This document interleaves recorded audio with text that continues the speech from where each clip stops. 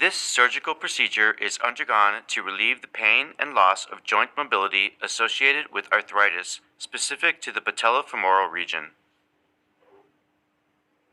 These conditions typically involve the loss of joint cartilage, causing restricted mobility and pain. During the procedure, the damaged portions of the femur and patella are removed. A metal replacement articular plate is then fixed to the trochlear groove on the femur using polymethyl methacrylic cement.